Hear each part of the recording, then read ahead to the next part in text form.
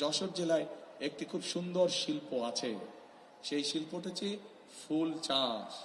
এখানে বহু মানুষ আছেন যারা এই ফুল চাষের সাথে জড়িত।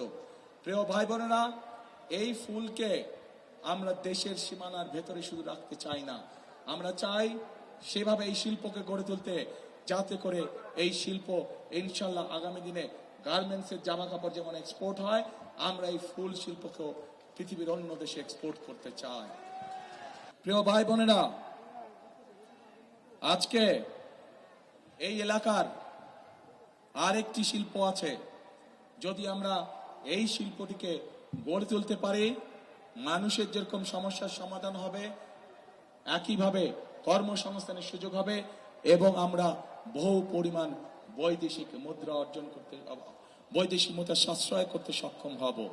কি সেটি হচ্ছে আখ চাষ।